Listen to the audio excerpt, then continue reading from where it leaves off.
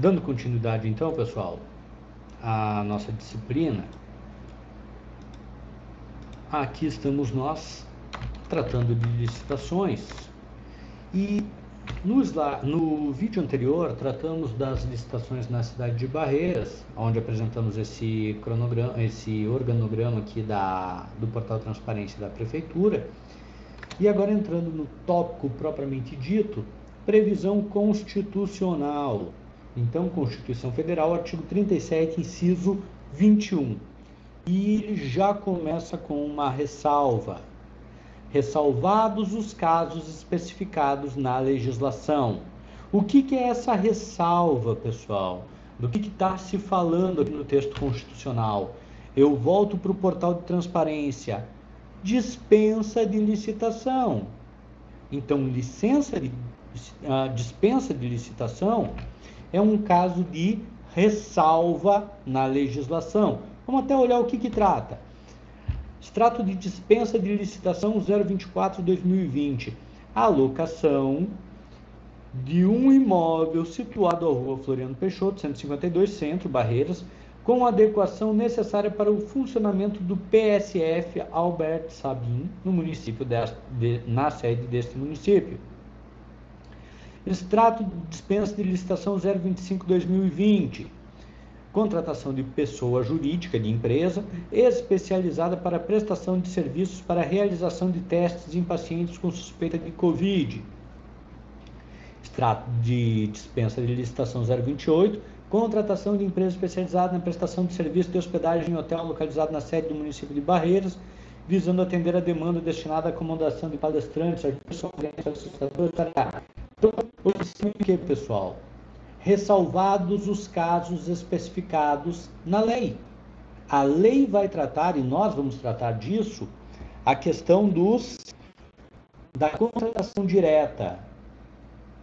Então, continuando no texto constitucional, ressalvados os casos especificados na legislação, obras, serviços, compras e alienações serão contratados mediante processo de licitação pública que assegure igualdade de condições a todos os concorrentes. Observem só, pessoal, a isonomia, a igualdade aqui.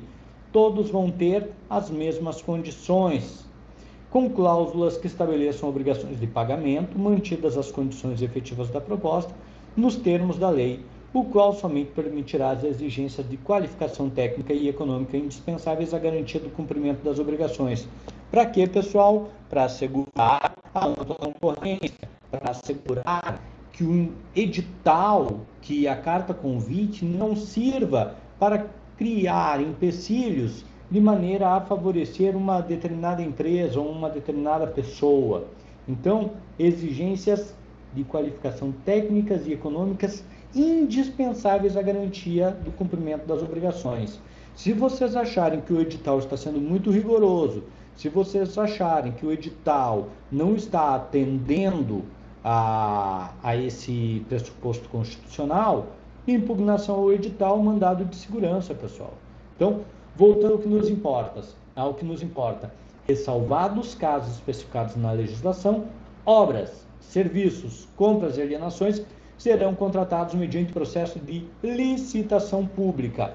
Isso nós encontramos, portanto, 37/21 da Constituição. Qual que é a legislação aplicável? A gente acabou de ver o artigo 37, a Lei 8666 de 1993, Lei de Licitações e Contratos.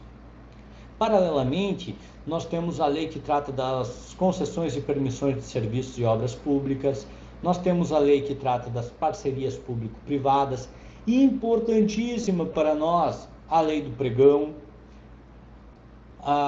o decreto, errei aqui a data, que regulamenta a lei do pregão, o decreto que regulamenta o pregão eletrônico, importantíssimo também o regime diferenciado de contratação e, finalmente, a Lei 9.433, de 1º de março de 2005, que dispõe sobre licitações de contratos administrativos no âmbito do estado da Bahia. A Bahia tem a sua própria lei de licitações. Minas Gerais, São Paulo, vários estados têm a sua própria lei de licitações. E nós já vamos tratar sobre isso, sobre a competência para legislar.